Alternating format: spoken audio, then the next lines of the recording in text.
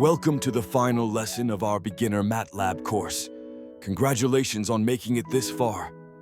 You've learned the building blocks: variables, arrays, functions, loops, plotting, and file handling.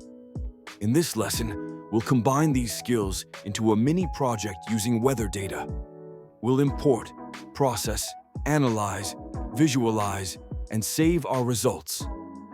Imagine analyzing daily temperatures and rainfall for a month. First, we import the data with T equals read table, weather, CSV. Next, we explore the data with head T and summary T. Then, we visualize temperature trends with a simple plot.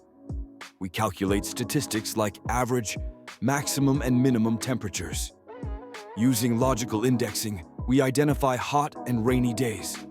We even create a comfort index to analyze comfort levels. Let's write a function to find the hottest day in our data. We'll calculate cumulative rainfall using a loop. Finally, we combine plots to show temperature and rainfall together. And don't forget to save our results for future use. You've now completed the beginner MATLAB course. Congratulations.